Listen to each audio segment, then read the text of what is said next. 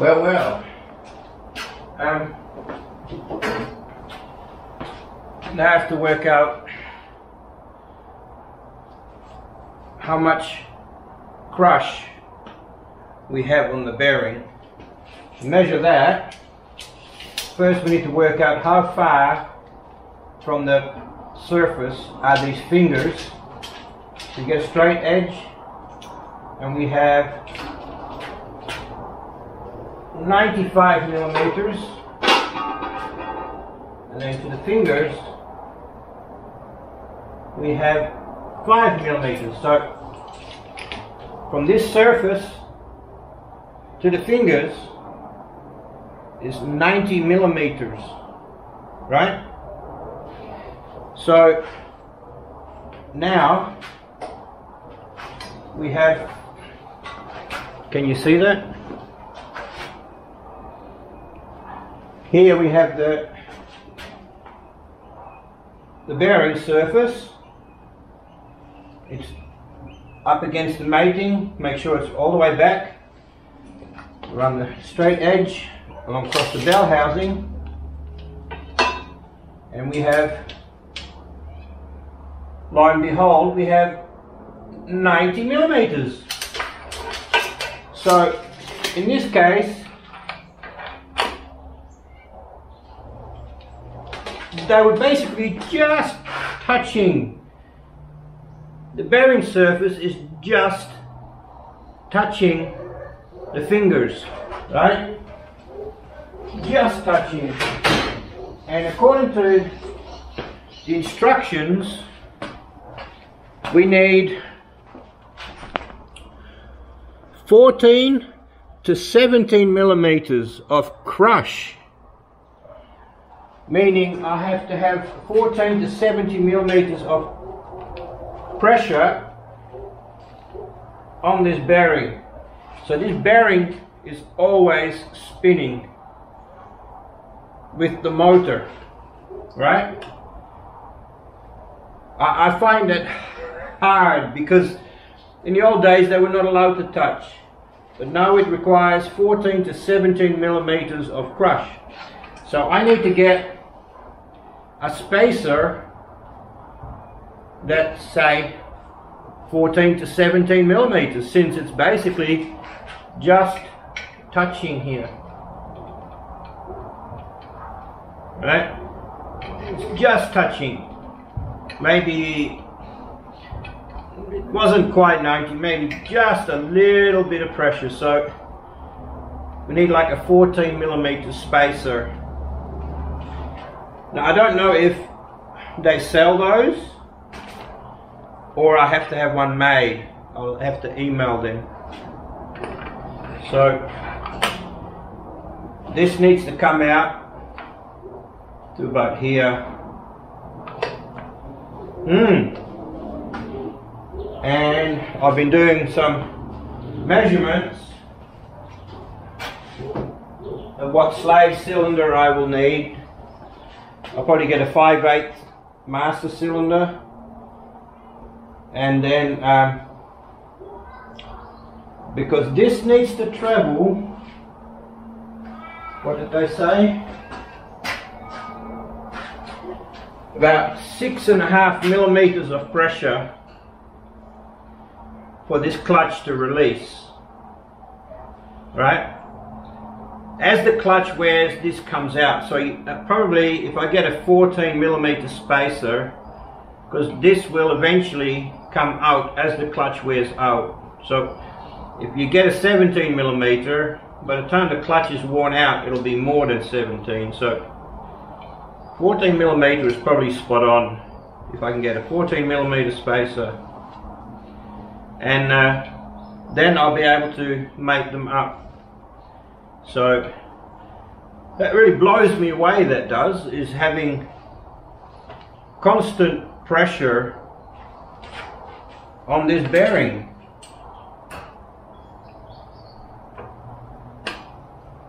That blows my mind, that does,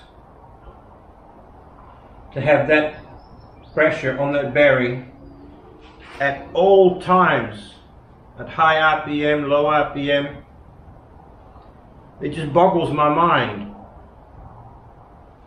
Why not make it so it's not touching, so this bearing doesn't wear out? Instead, every time you do maintenance on the clutch, you replace that apparently.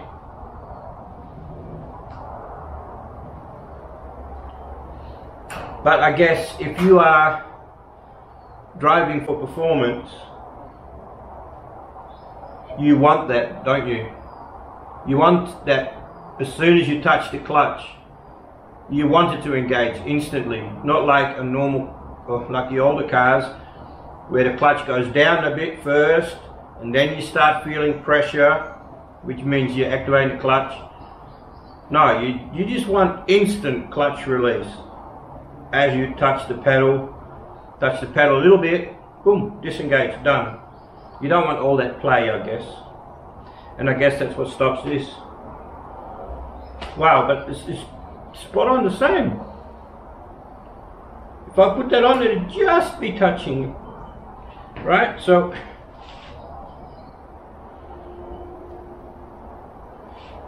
but I guess since it needs to move 6.5 millimeters, so yeah,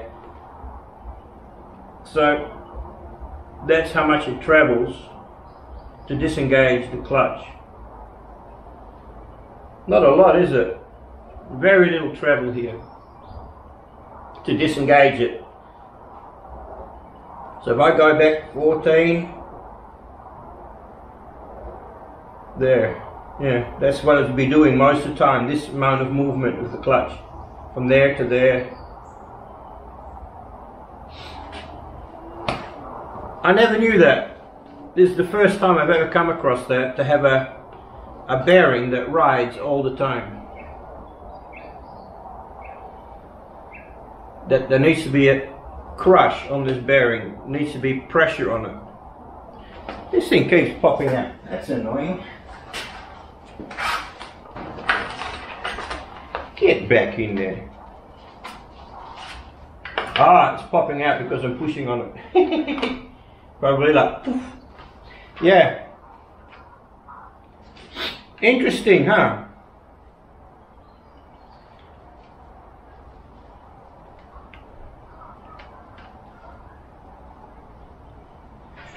So a normal clutch is not as fat, so I would have needed an even bigger spacer, I guess, because this is quite high compared to what I remember a clutch to be.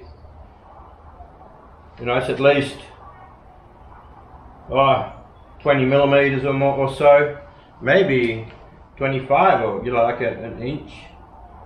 No, not quite that. 20 millimeters. 20 millimeters, or I don't know, 4/5 of an inch thicker than a normal clutch. So normally the spacer would be even quite a bit bigger.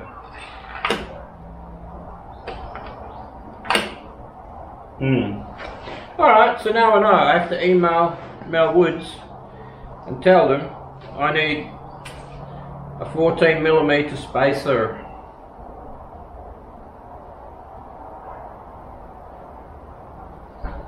I've got roughly 1 millimeter of crush at the moment, and I need 14 to 17. Anyway, that's how you measure up where the slave cylinder needs to be on a concentric slave cylinder. On a concentric slave cylinder, you need 14 to 17 millimeters of crush, and you adjust that by putting spacers at the back. It would have been a problem if you needed less, but we don't need less, and so no need to worry. We need a little bit more. That's quite a spacer actually, 14 millimeters. That's what, just over ½ an inch. Interesting stuff. So that's the next thing I need to order, a spacer. If they don't sell them, I'll just, I don't know, get the plasma out and cut one, I guess, and just drill some holes. It's, you know, not that difficult. It's basically a great big washer with 2 holes in it that sits in here. But nice if it's stepped and locks into place. So, but I could make one if I wanted to. Shouldn't be a problem. Alright, well that's it for today's episode, I guess. And anyway, a bit of a little bonus at the end. I thought I'd measure the bore to see if it was still stock 100%. It's supposed to be 93 millimeters. 92.99 is what I got. Can I see that here?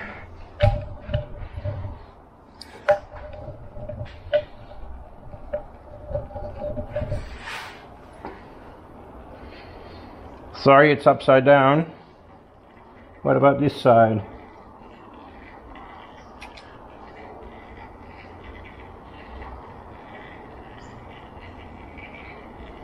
Yeah, I can't quite get 93. 99.6, 92.96.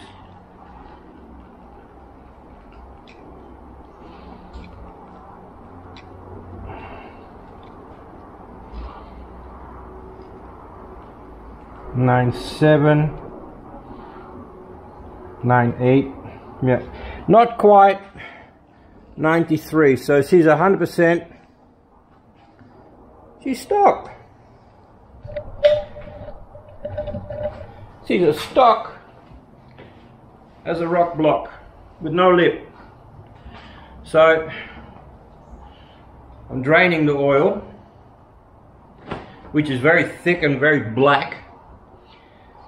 I have a feeling they probably put some thick grade oil in it, probably some 50 grade or something like that by the looks of it.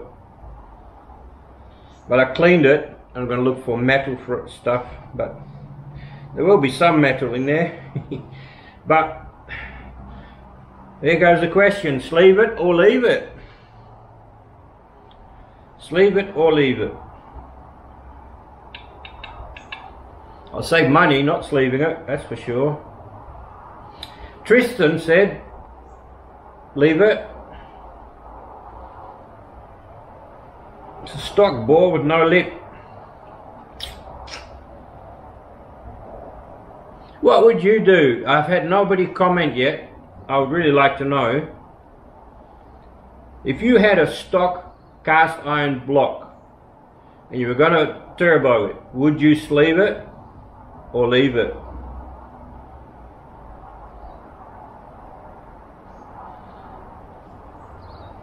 If it gets damaged, if I leave it, it'll be an expensive damage, I guess.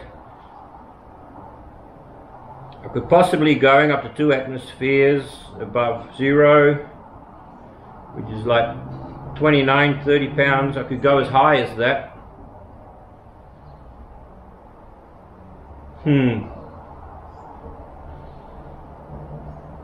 But seeing it stock,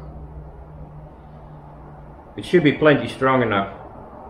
So anyway, just a thought. What would you do? Sleeve it or leave it? I'm tempted to leave it to save money. But sometimes saving money is not the right thing to do either. Anyway, maybe I'll strip it next. Because this should all be fine to bolt up really. I don't really need to test bolt it. I know it's going to work. I know my measurements are right. So I'll email them and see if they've got spaces available.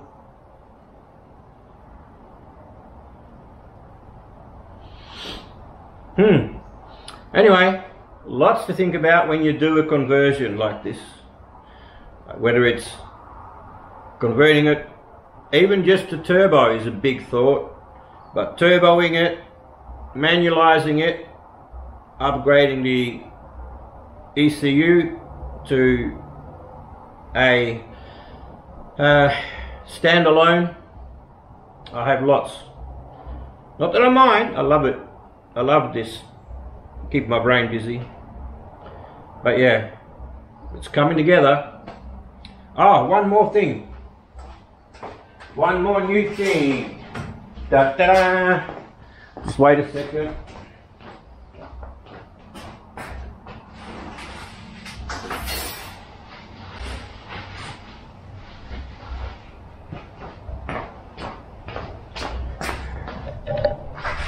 Here we have a starter motor off. Oh, I put a bolt here now. Yeah, I can't. But you have to take my word for it. It fits perfect. It's off a 5.7 C300 starter motor, and it's a perfect fit. So that's that problem solved. Awesome! So no need to mess about with modifying starter motors. C300 5.7 starter motor. Perfecto. Anyway, I've got to go. Thanks for watching, and I'll see you in the next time.